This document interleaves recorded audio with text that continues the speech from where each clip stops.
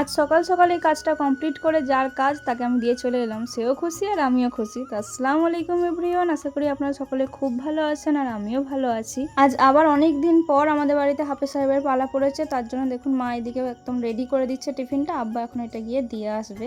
আর এসে এই এতগুলো পেয়ারা আমাদের গাছ থেকে পেরেছে, আর সেই পেয়ারাগুলো এখন মা কেটে এনে দিল। এবার ওগুলো আমরা বসে বসে এখন খাবো। তো খাওয়া দাওয়া করে আমি এখন রেডি হয়ে বেরিয়ে পড়েছি। কোথায় যাচ্ছি বলুন তো?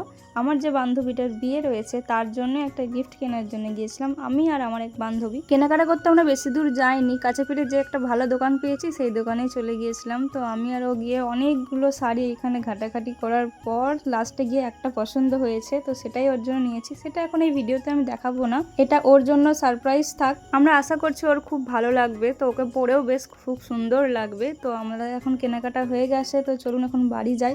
আর আজকে কি মজার কথা জানেন, মজা বলবো না দুঃখ বলবো জানি না, আজকে আমরা প্রায় 4টে অটো ছেড়েছি আর 5টা টোটো।